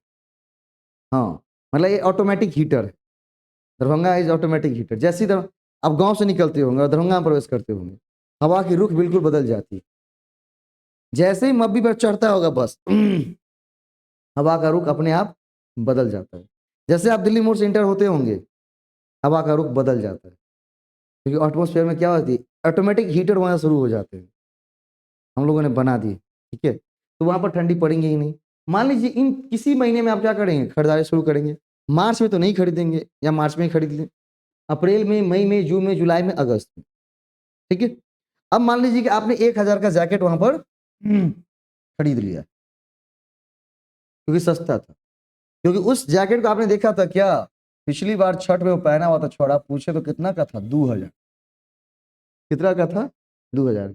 जैकेट बड़ सुंदर लगे विक्रम यो, कते में खरीद लिए? 2000 में चाचा, 2000। कुछ दिन बाद वो गए दुकान पर तो पता चला कि उसका दाम क्या कर दिया है, 1000, 1500, जो भी 1500 किया है। चाची है मोल भाव की पक्की वाली, मतलब बेटा 1000 में तो ले जेबा, 1000 से तो बेसी पैसा ले के नहीं लिया। पैसा का जे ही बढ़ल है की कहता है, पैसा हम लोग एबे नहीं केलो हन। हाँ देखियो ना ये बैग, और वो दूसरे जगह पैसा को क्या करके रखा है, शिफ्ट करके रखा हुआ। ठीक है, तो 1000 में सामान हमको लेकर जाना है। ठीक है, 1000 में चले खरीद भी लिया करके। भाई पहनना तो उसी से शुरू नहीं करेंगे ना, है ना? पहनना तो उस दिन से शुरू नहीं करेंगे, तो कम से कम कितने महीने वेट करेंगे? 6 महीना वेट करें, 5 महीना वेट करें, 4 महीना वेट करें। ठीक है, सबसे पहली चीज 1000 आपने उस टाइम दी, किस टाइम? मार्च महीने में। धीरे धीरे उस 1000 की वैल्यू क्या हो गई है, उस 1000 की वैल्यू, उस वो 1000 की वैल्यू क्या होती है गई है, मान लीजिए आपने क्या अपॉर्चुनिटी मिस की, अगर 1000 हमारे पास होता कोई दूसरे काम कर लिए होते। मान लीजिए 1000 की ऑटोमेटिक आपको जरूरत पड़ गई वहां पर, आप किसी को बोलेंगे कि जैकेट लो, ये 1000 के समय 1000 दे दिए, जूता उठा उठा कर मारते देगा क्या? नहीं। तो पहले आपने क्या कर लिया, अपनी लिक्विडिटी को खत्म कर लिया, पहली प्रॉब्लम। ठीक है, लिक्विडिटी को क्या कर लिया, खत्म कर लिया। दूसरी प्रॉब्लम, ठीक है, अपॉर्चुनिटी कॉस्ट को मिस कर दिया। तीसरी प्रॉब्लम, आप उसको इन्वेस्ट करते तो मान लीजिए 4 रुपए सुई थे गांव में, तो कितना रुपया, 100 का 4 रुपया, तो 1000 का 40 रुपया, 5 रुपया लगाता है, उसमें तो आपका इनिगोशिएशन देखा जाएगा ना, 4-5 ऑन एन एवरेज, तो 6 महीने का कॉस्ट कितना हो जाएगा, नहीं मतलब 40 रुपए है तो लगभग 240, 250 रुपये। वो 1000 आज क्या हो गई हैं, 1250 हो गई हैं। अब बोलेंगे कि भैया 2000 तो दाम अभी भी है, तो 750 तो घाटा लग ही रहा है उसका, है ना भाई। उसकी रख रखाव के भी कॉस्ट होते हैं। अगर लेदर के जैकेट खरीदे और नहीं ढंग से रखेंगे तो अगली बार लेदर जैकेट पहनने लायक नहीं रह जाएगा। उसको रखने के कॉस्ट इतने महंगे हैं ना, उस दिन से मैंने प्रणाम कर लिया, नहीं खरीदूंगा। मम्मी भाई पुराने पुराने मतलब पुराने लोग कैसे रखेंगे भाई, मोड़ मार के रख देते हैं उठा के। अब मोड़ मार के रखें तो क्या होगा, चिपक गया है पूरा उठा के, इतना चिपक गया कि वो, हाँ ऐसे खींचे तो फट ही गया उठा, क्योंकि उसको रखने की कॉस्ट अलग से है।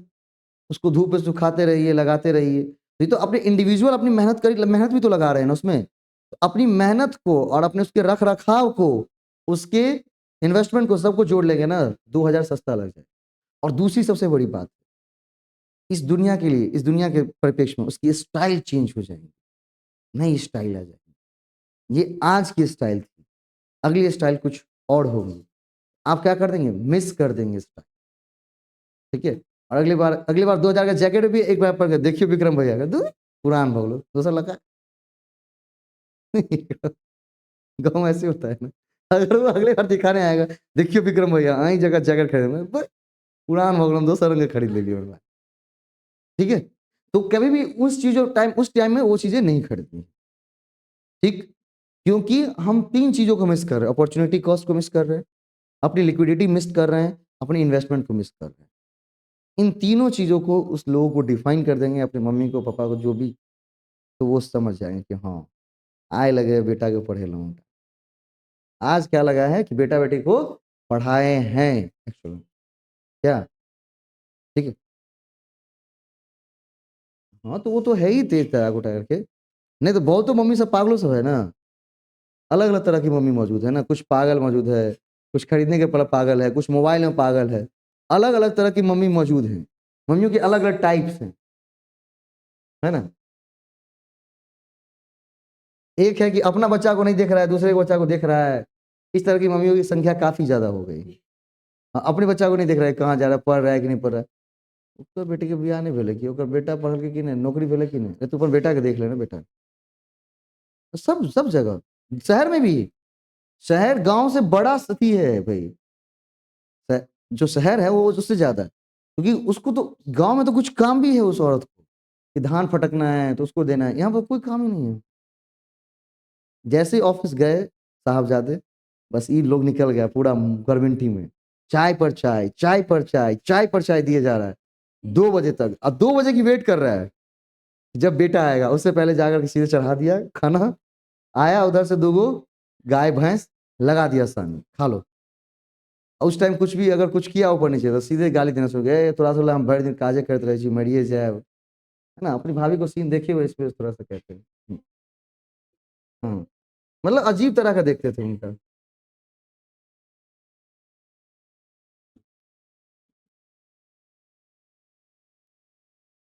ठीक है, तो क्या हो जाएंगे वहां पर, समझ गए ना बात। हाँ, कल जो समझाए थे, समझ गए ना। हाँ, नीतीश कुमार जी जनता दल में क्या कहते हैं, समझ गए ना। समझ गए का मतलब क्या है, सिर्फ तुम सब समझ लो, करना कुछ नहीं है। भाई अगर बार बार कह रहा है, समझ गए ना, demand must have the elements desire, want, quantity, price and time, क्या होंगे, क्या हो जाएंगे, ऑल ऑफ दी, ठीक है। डिमांड क्या होना चाहिए, क्वांटिटी भी होनी चाहिए, प्राइस भी होनी चाहिए, एंड डिजायर भी होनी चाहिए, एंड वांट भी होनी चाहिए। इच्छा और चाह दोनों मौजूद हों तभी वो चीजें डिमांड बनती हैं, वरना डिमांड नहीं बनती है। क्लियर। चलिए अगला, पांचवा हो गया ना, छठा। The demand curve has negative slope showing inverse relationship between price and quantity demand. Price and quantity demand, this applies only to gift and goods. Gift and goods जानते हैं, gift and goods, gift and goods. बोला कि demand curve has negative slope showing inverse relationship between price and quantity demand. Price और quantity demand में कैसा relation होता है, inverse relationship होता है। क्या होता है, इनवर्स रिलेशनशिप होता है ना। क्या होता है, कैसा रिलेशनशिप, इनवर्स। एक बढ़ेगा दूसरा क्या हो जाएगा, घट जाएगा। पहला तो ठीक है। बोला कि ये चीजें केवल और केवल कहां लगती है, this applies only gift and goods. ये केवल गिफ्ट एंड गुड्स में लगती है, सब में लगती है, सब में इनवर्स रिलेशनशिप होता है। This apply only gift and goods. लेकिन कुछ गुड्स है जिसमें नहीं लगती हैं, जिसको कहते हैं नेसेसिटी गुड्स, जैसे दवा। ठीक है, दवा महंगी हो जाए तो नहीं खाएंगे, बोलेंगे चल सस्ता होने दे तब खरीद लेंगे, कुछ दिन रुक जाते हैं। पता चला कि सीधा दवाई को कहाँ देना पड़ेगा, श्राद्ध क्रम में पात्र को, कि बाबा हमारे कहने चल कि ब्लड प्रेशर की दवाई खेते, ये लो लिया सर, ठीक है, ये ले लीजिए और आप खा लीजिएगा तो वहां खा लेगा उठा के। ठीक है, ठीक है। एक बार गांव हुआ था ना कि बोला कि हाँ जे करबे सब पालन पहुंच जेतै, एकदम पहुंच जात की कहै छै यो तो अथियो करे छलखिन हन, की कहै छै ई ब्लड प्रेशर शुगर तुगर के दवाई तवाई खाइ छलखिन हन। वो अहाँके नहीं बेसी दिन, 2 दिन तक खाय पड़त। सब चीज, ठीक है, सब चीज। अभी एक मेरी दादी माँ मरी है, बेटा पहले मना कर दिया कि हम नहीं ले जाएंगे, वो काफी बूढ़े हो गए। ठीक है, क्या हो गए, काफी बूढ़े हो गए, हम इनको नहीं ले जाएंगे अपने पास, लेकिन इनका पैसा हमारे अकाउंट में पहुंच जाना चाहिए, नहीं तो हम यहाँ आ जाएंगे लेने के लिए। हाँ, सही में, सही गलत थोड़ी बात कर, झूठ थोड़ी बोलना है हमको, ये सही बात है उठा के। ठीक। और जब चली गई चल बसी तो कहा गया मैं कि हम बहुत माने चलिए हैं, रोक कर रखे हैं लाश, आए रहल छू हवाई जहाज से, 40,000 का टिकट खर्च करके हवाई जहाज से आ गए भाई, 40,000 का। और कितने महीने पहले ऐसा काम किए, 6 महीने पहले। अगर तुम नहीं कर सकते, 40,000 का टिकट खर्च करना पड़ा भाई, अगर हम नौकरी रख लेते 10,000 में, 10 60,000, ठीक है, तो माता पिता फोन करेंगे तो बोला पैसे नहीं है हमारे पास, कहाँ पैसा है, कुछ नहीं। जैसे ही पता चला कि भाई हमारे घर में भी कांड हुआ ऐसा, ठीक है, तो दूसरे घर के बाद, ये भी अपना ही घर है जिसकी जहाँ कहानी सुना रहा हूँ, तो भाई क्या करना, पैसा नहीं देगा लेकिन हवाई जहाज के टिकट की दाम होती। एक बात बताइए, जब पिताजी मर ही चुके हैं और आप बाहर हैं तो आ जाएंगे तो क्या हो जाएगा, बाल उतर जाएगा पिताजी, है ना। सेवा एक्चुअल होनी चाहिए। बोला कि गांव के लोगों को रोक कर रखो, आते हैं तभी जलाएंगे।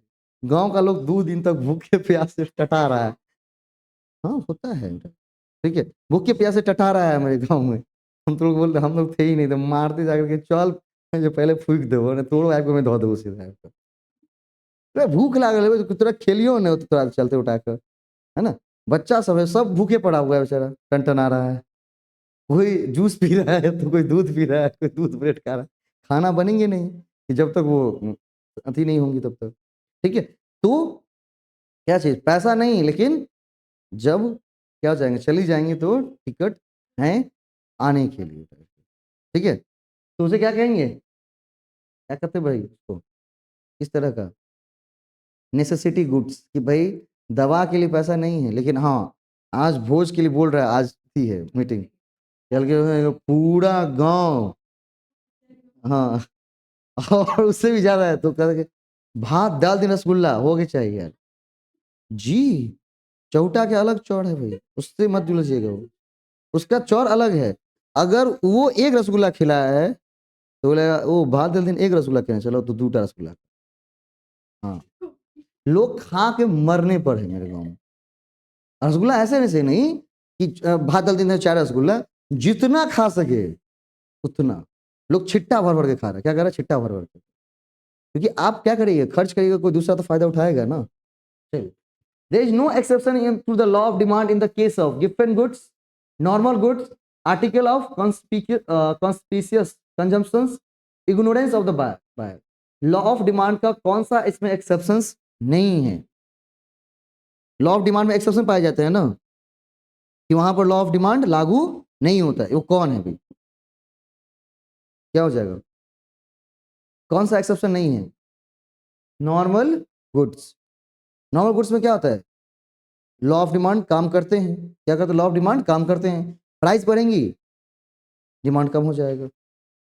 The inverse relationship between variation in the price and quantity demand is not due to, जो वेरिएशन हम देख रहे हैं प्राइस और क्वांटिटी डिमांड में, वो किसके कारण नहीं है? Income effect, substitution effect, future expectations, law of diminishing marginal utility पढ़े हुए इसमें हम। कौन कौन सा हो जाएगा? किसके कारण? Not due to. क्या हो जाएंगे इसमें? Not due to future expectations. नहीं, इनकम इफेक्ट भी होता है, सब्स्टिट्यूशन इफेक्ट भी होता है, and law of diminishing marginal utility भी होती है। Price reduction normally leads an increase in the demand for a commodity. Price reduction, price मतलब प्राइस को कम करना, नॉर्मली क्या है? Increase in the demand for a commodity. सही है गलत है? सही है। Price reduction leads to the entry in new buyers of the commodity in the market. Price reduction का मतलब है कि न्यू बायर्स इंटर करेंगे किसमें? कमोडिटी मार्केट के अंदर। सही है गलत है? आंसर क्या हो जाएंगे? आंसर क्या हो जाएंगे? एक बार एक्सप्लेनेशन भी करता है या नहीं, सो देख लीजिए। एक्सप्रेशन भी करता है ना। बोला प्राइस रिडक्शन लीड्स क्या करता है? Increase in demand for a commodity. और जैसे ही प्राइस रिडक्शन होंगी, लीड्स न्यू बायर्स इंटर करेगा मार्केट में, नए लोग भी खरीदने आएंगे। तो पहला भी सही है, दूसरा भी सही है। तो भैया मतलब डिमांड कब बढ़ेगी? जब बायर आएगा तब ना। डिमांड क्यों बढ़ेंगी? आंसर क्या पूछना है उससे? क्यों? क्योंकि न्यू बायर इंटर करेंगे मार्केट के अंदर। आंसर क्या हो जाएगा? Both A and R correct. R is the correct explanation of A.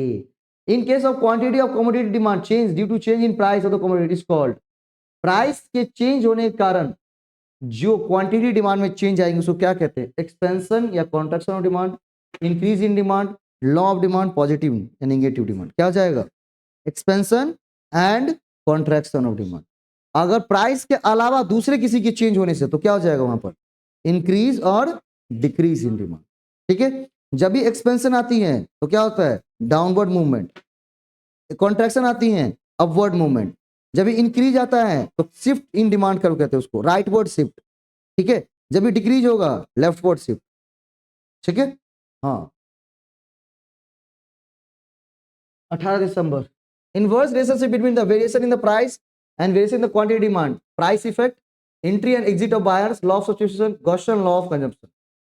Price variation in the price, variation of the quantity demand, इसको क्या कहते हैं? प्राइस में वेरिएशंस करेंगे तो क्या हो जाएगा? डिमांड में वेरिएशंस आएंगे, इसको क्या कहेंगे? इसको क्या कहेंगे? The inverse relation between the variation the price and variation of the quantity demand is not, sorry नहीं ये इज नॉट ड्यू टू, है ना, नॉट ड्यू टू। किसके कारण? प्राइस इफेक्ट होता है, लॉ ऑफ सब्स्टिट्यूशन होता है, गॉसियन लॉ ऑफ कंजम्पशन ये भी होता है। आंसर क्या हो जाएंगे? Entry and exit of buyers. ठीक है। When consumers seek to be different and exclusive by demanding less of a commodity as more people consume, the phenomena is known as, क्या कहते हैं उसको? जब कंज्यूमर क्या करता है? अपने आप को डिफरेंट दिखाना चाहता है, एक्सक्लूसिव दिखाना चाहता है, जो सब लोग इस्तेमाल कर रहे हैं वो नहीं लेगा, वो दूसरा चीज लेगा, उसको कौन सा इफेक्ट कहते हैं? Band wagon, snow substitution, price. इसको मैंने बताया हुआ है। क्या हो जाएगा इसका? नहीं, स्नो इफेक्ट हो जाएगा। क्या कह रहे? देखिए, when consumers seek to be different and exclusive by demanding less of a commodity as more people consume it, the phenomena is known as, क्या कहेंगे उसको? स्नो इफेक्ट कहेंगे। क्या कहेंगे? स्नो इफेक्ट कहेंगे। और एक है बैंड वैगन इफेक्ट। जब बोला कि कंज्यूमर क्या करता है? डिफरेंट दिखाना चाहता है, अपने आप को एक्सक्लूसिव दिखाना चाहता है। नहीं, जो चीज सब डिमांड कर रहे हैं वो नहीं, वो एक्सक्लूसिव लेना चाहता है। जैसे आईफोन 15 प्रो मैक्स सब ले रहे हैं, अब नीता अंबानी भी आईफोन 15 प्रो मैक्स ले तो एक ही जैसा हो जाएगा ना। तो क्या करेंगे, उसमें हीरा लगवा लेंगे, एक्सक्लूसिव हो जाएगा। ये सिर्फ आईफोन ने उन्हीं के लिए बना के भेजा है, ठीक है, क्योंकि ब्रांड के बहुत ही पागल लोग हैं भाई। 17 लाख के बियर है भाई, 17 लाख के क्या वाइन है, 17 लाख रुपए के, वो भी कहीं दूसरी जगह नहीं, भारत में जो एनसीआर एरिया है नोएडा का, वहाँ शराब का एक मॉल बना हुआ है। जैसे हम लोग बोलते हैं ना किताब का मॉल, तो वहाँ वाइन का मॉल है। और कितने महंगे महंगे दारू हैं, 17 लाख तक के हैं भाई एक्सक्लूसिव प्राइस, उससे भी ज्यादा है। मतलब एक स्कॉर्पियो जितने में आ जाएगा उतने की है। कोई तो खरीदता होगा तभी ना रखा होगा भाई। तो लोग कहता है इंडिया वाला के पास पैसा नहीं रहे भाई, 17 लाख का कोई दारू खरीद रहा हो, उसके पास पैसा तो होगा ना। और वो एक्सक्लूसिव बनाया गया उस कंपनी के द्वारा, उसकी कोडिंग है, वो लिखे गए अभी तक इसके केवल 612 बोतल ही पूरे वर्ल्ड में बनाए गए। मतलब आप इसको खरीदने वाले 700 में कस्टमर है, 699 कस्टमर हो गया था, 700 में कस्टमर है, तो आपको हम क्या करते हैं 10% का डिस्काउंट देते हैं। 17 लाख में 10% डिस्काउंट दिया, कितना हो गया लगभग 15,30,000 रुपये चुका कर उसने क्या किया, उस प्राइस बुकिंग की, ठीक है, क्योंकि वो एक्सक्लूसिव था। मतलब हम 700 में, उस दुनिया में 700 में व्यक्ति है, ठीक है। जैसे रोलेक्स या राडो, राडो एक घड़ी की थी कंपनी है, वो एक्सक्लूसिव वॉच बनाती है सिर्फ एक्सक्लूसिव लोगों के लिए। जैसे राडो, मतलब कोई बड़े खिलाड़ी हैं अर्जेंटीना के, उनके पास देखा है, ठीक है भाई। कोई एक्सक्लूसिव गाड़ियां हैं कि वे केवल 5 पीस ही बनी हुई, इस कंपनी ने केवल बनाया क्या, 5 पीस, ठीक है। और उसी 5 पीस में उन्होंने 5,000 कार की प्रॉफिट जनरेट कर ली। नहीं, जैसे रोल्स रॉयस इतना महंगा क्यों है, वह रीजन क्या है उसका, उस कारण बहुत ज्यादा एक्सक्लूसिव है नहीं, क्योंकि जो भी एक्सपोर्ट होकर बाहर गाड़ियां आएंगी यहाँ पर, जितने की वो गाड़ी है, उससे उसका 50% क्या है इंडिया में, टैक्स। क्योंकि 7 करोड़ किसके पास नहीं, सब खरीद लेता है भाई उठा के। 7 करोड़ वो, 3 करोड़ उसके, कितने हो जाएंगे, 3.5 करोड़, 10.5 करोड़ रुपए गाड़ी हो गई। उस गाड़ी की खास बात यह है कि उसमें क्या कर सकते हैं, अब अपने कलर के हिसाब से डिजाइन करा सकते हैं। और एक बार जो डिजाइन की गाड़ी बन गई है कलर की, दूसरी नहीं बनेगी जल्दी, ठीक है। आप अगर प्रेफर करेंगे कि हमको वही कलर चाहिए तो दे देगा, लेकिन जल्दी वो कंपनी नहीं बना। सारा उसमें किसका काम है पता है, लोग इसमें कहाँ लगाते हैं, लोहा लगाते हैं, उसमें वुड वर्क किया जाता है। जितने उसके फ्रेमिंग होते हैं ना, जैसे कार के ऊपर देखते हैं, सब वुड वर्क होता है, अच्छी खासी वुड होती है लकड़ी, उसका क्या किया जाता है, काम किया जाता है, उसके पेंट अलग होते हैं, ठीक है, ताकि ब्रांड को क्या किया जाए और ज्यादा पावरफुल बनाया जाए। लोग पागल रहे तो उसको कहते हैं स्नो इफेक्ट, देखते हैं स्नो इफेक्ट, ठीक है, क्या कहेंगे उसको, स्नो इफेक्ट, ठीक है। अगला, विच of the following explain downward slope and ordinary demand curve. Demand curve क्या होंगी, डाउनवर्ड स्लोप होंगी, इसमें से कौन उसको क्या कर रहा है, एक्सप्लेन कर रहा है, क्या हो जाएगा, income effect of price change, substitution effect of price change, utility maximizing behaviour of consumer, risk adverse behaviour of consumer, क्या हो जाएंगे, कौन कौन चीज इस पे आएंगी, ए होगा, बी होगा, सी होगा, ठीक है। यूटिलिटी मैक्सिमाइजिंग बिहेवियर समझते हैं ना, यूटिलिटी का मतलब क्या, आपकी इच्छा। एक समय ऐसा आएगा जो चीज आज आपको बहुत अच्छा लग रहा है, वो एक दिन क्या लगने लगेगा, बेकार न लगने लगेगा, क्यों, क्योंकि धीरे धीरे उसकी यूटिलिटी कम होती चली जाती है। देखिए किसी भी, कोई भी सब्जी हो, कोई भी रसगुल्ला आपको बहुत अच्छा लगता है, क्यों, क्योंकि आप टाइम टू टाइम लेते हो उसको। अगर लगातार लेने लगे तो क्या हो जाएगा, अच्छा नहीं लगेगा, क्यों, क्योंकि यूटिलिटी घट जाती है। यूटिलिटी का मतलब होता है उसकी उपयोगिता। मान लीजिए कोई रसगुल्ला खाया, आपको कितना सेटिस्फैक्शन दिया, इस चीज को भी नापा जाता है इकोनॉमिक्स के अंदर, है ना, ठीक। और जितना वो सेटिस्फाई करेगा, उस सेटिस्फेक्शन के आधार पर क्या किया था, उसकी प्राइस क्या किया जाते देखे जाते हैं। भाई आपने प्राइस किया है 100, आपको लगा कि 100 की चीज नहीं, जैसे कोई चीज आप लेके आए, मन में होता है ना 100 का नहीं, ठग लिया आप,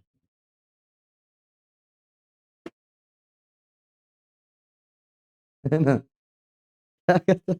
जैसे एक बार हुआ है, बोला 100 का 2 शर्ट है। तो उधर से आए वो, बोलता कि नहीं 100 का 4 दोगे तो लो। तो कहता है महाराज फ्री में ले जाइए। वो क्या कहा कि सर फ्री में ले जाइए उठा करके, है ना। कि उसको ये लगा होगा, मतलब देखिए उसने बिल्कुल सही बात कही, उसको ये लगा होगा कि ये हमें 100 का 4 सेटिस्फाई करेगा, 100 का 2 सेटिस्फाई नहीं करेगा। क्योंकि तभी आप डिसाइड करते हैं कि आप हम बुधियार हैं या बेवकूफ कस्टमर हैं, कि उसकी उतनी यूटिलिटी इसके पास है भी या नहीं, 100 का यूटिलिटी इसके पास है या नहीं। ठीक है, इसमें डिमांड यूटिलिटी, सॉरी क्या हो जाएंगे इसमें, utility maximizing behaviour of consumer, वो भी क्या करता है, downward slope of demand curve, क्योंकि नॉर्मल चीजें। उसके बाद income effect of price change and substitution effect of price change. तो first chapter and second chapter, first chapter में आपकी पूरी डिफिनेशन है, सेकेंड चैप्टर में डिमांड की बात है। तो डिमांड एक मोस्ट इंपॉर्टेंट टॉपिक है जिसका बिजनेस इकोनॉमिक्स, लगभग लगभग उसकी सारी चीजें मैंने बता दी। उसमें कुछ चीजें बची हुई हैं, क्या exceptions of demand, law of demand क्या होता है, क्या क्या एजम्पशंस होते हैं, एक बार उसको निश्चित रूप से गो थ्रू करके पढ़ेंगे विक्रम जी आप भी। ठीक है, उसके एक बार उसको चीजों को निश्चित रूप से पढ़ेंगे, तभी जाकर को क्या होगा, सारी चीजें कवर हो पाएंगी। क्योंकि क्वेश्चन आपने किया है, उसके हमने समझाए हैं टॉपिक, और अब उसको क्वेश्चन कर ले तो क्या हो जाएगा, पूरा का पूरा खत्म हो जाएगा। अगली है इलास्टिसिटी ऑफ डिमांड, मांग की लोच। क्या है भैया, मांग की लोच, मांग को पूरा खत्म करेंगे, इलास्टिसिटी ऑफ डिमांड, मांग की लोच। इससे बहुत ज्यादा है नहीं। बोला कि price of any commodity decrease by 20% और डिमांड इंक्रीज बाय 40%, इसको क्या कहेंगे, किस तरह का इलास्टिसिटी कहेंगे, perfectly elastic, perfectly inelastic, highly elastic, unit elastic, क्या कहेंगे। इलास्टिक का मतलब होता है लोच, इलास्टिक का मतलब होता है लोच हुआ ही नहीं, मतलब कुछ प्रभाव उससे। इलास्टिसिटी का मतलब क्या होता है, बोला कि भाई प्राइस में चेंज करने से डिमांड में कितनी चेंजेस हुई, मतलब प्राइस बढ़ाने पर डिमांड कितना, प्राइस बढ़ाने पर डिमांड कितना घटा, या प्राइस घटाने पर डिमांड कितना बढ़ा, मतलब प्राइस के चेंज करने पर डिमांड में क्या चेंजेस आई हैं, इसको मापना क्या कहते हैं, इलास्टिसिटी ऑफ डिमांड कहा जाता है। ठीक है, तो बोला कि 20% डिक्रीज कर रहे हैं प्राइस में, तो देख रहे हैं डिमांड में कितना परसेंट इंक्रीज हो गया है, 40%। इसे किस तरह का इलास्टिसिटी कहा जाएगा, हाईली इलास्टिक। क्या कहा जाएगा, हाईली इलास्टिक। परफेक्टली इलास्टिक क्या होती है, जितना इसमें देख रहे हैं उसी के बराबर, उससे थोड़ा ज्यादा। मान लीजिए प्राइस में आपने 20% का क्या किया, डिक्रीज किया। ठीक है, इंक्रीज ये डिमांड में कितनी इंक्रीज हुई, मान लो 22%, 20%, मतलब 30%।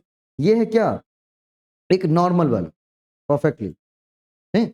एक होती है हाईली इलास्टिक, ये सीधा 2 गुना 4 गुना इस तरह का आ रहा है चीजें, तो क्या हो जाएगा, हाईली इलास्टिक। एक होता है यूनिटरी इलास्टिक या यूनिट इलास्टिक, जितना इसमें चेंज उतना उसमें भी चेंज। 20% डिक्रीज किया प्राइस को, डिमांड कितनी बढ़ी, only 20%, is called unit elastic. ये इलास्टिसिटी ऑफ डिमांड में लिखा हुआ है, और उसी से रिलेटेड क्या है, सारे दिए गए।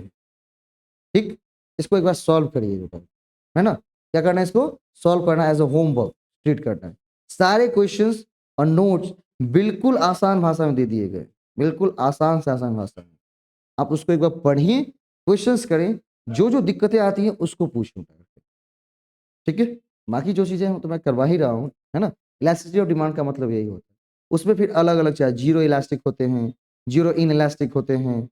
ठीक है, निगेटिव इलास्टिसिटी होती है, मतलब इन इलास्टिक होती हैं, मतलब प्राइस में डिक्रीज तो किए लेकिन डिमांड बढ़ा ही नहीं, उसे क्या कहेंगे, निगेटिव, या परफेक्टली इन इलास्टिक कहेंगे, या निगेटिव इलास्टिसिटी उसे कहा जाएगा। ठीक है, चलिए मिलते हैं कल, कल आगे की प्रक्रिया को हैंडल करेंगे। लेकिन आप लोग बिल्कुल पढ़ते नहीं हैं, जो बात सच होता है। इतनी अच्छी नोट्स लिखी गई है, इतने अच्छे क्वेश्चंस के सेट दिए गए हैं, कम से कम 1 घंटा बैठ करके, कम से 1-2 घंटा अभी समय निकाल करके उसको पढ़ करके क्वेश्चंस को करिए उठा करके। देखिए, सारे यूनिट्स को पढ़ा या नहीं पढ़ा वो अलग बात है, जितना ही पढ़ा वो हमने जाना या नहीं जाना वो बड़ी बात है। मान लीजिए 10 के 10 यूनिट पढ़ लिए, पता चला कि मैं थर्ड यूनिट पूछ रहा हूँ आपको नहीं याद है, सेकेंड यूनिट पूछ रहा हूँ नहीं पता है, चौथे यूनिट पूछ रहा हूँ नहीं पता है। इतने यूनिट पढ़ने की कोई जो है सो उसके रीजंस नहीं बनेंगे। अगर मान लीजिए मैं 6 यूनिट ही करके जा सकता हूँ या जा सकती हूँ, तो क्या करना है, उसको बढ़िया से करके जाना है। ठीक, ताकि ये तो मेरा इतना बढ़िया हुआ है ना, कम से कम आगे वाले अलग चीज है। जैसे आई भी पढ़ा है, इंटरनेशनल बिजनेस पढ़े कि नहीं पूरा पढ़े। ब्रिटेन वुड कॉन्फ्रेंस में जन्म लेने वाले दो बच्चे कौन कौन से, उस बच्चे का क्या नाम है। ब्रिटेन वुड कॉन्फ्रेंस में जन्म लेने वाले दो बच्चों का नाम क्या है। आईएमएफ और आईबीआरडी, जिसको वर्ल्ड बैंक है। वर्ल्ड बैंक ग्रुप में कितने मेंबर्स। बोल नाम बोल। हाँ। हम्म आईबीआरडी का फुल फॉर्म बोल।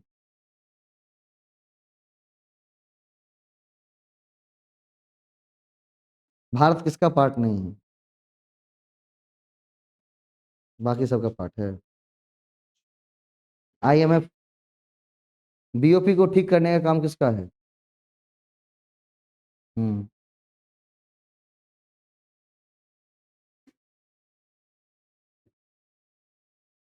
है। तो अखन एगो टीचर का नहीं जरूरत है उठाएगा, एगो बेस्ट डॉक्टर की जरूरत उठाएगी, जे ट्रीट कर सके उठे। अभी टीचर की जरूरत नहीं है, अभी बेस्ट डॉक्टर, ट्रीटमेंट। ठीक है, एगो चूरन दै छी बाबा के, ठीक है, अघोरी बाबा के चूरन। ठीक है, ओकरा माथा में बहुत लगाबी आ सीधे। भाई बीओपी पे हम अब चले आए, आप उस पर लटके हुए हैं। अघोरी बाबा का चूरन लेना पड़ेगा, क्या करना पड़ेगा, अघोरी बाबा का चूरन।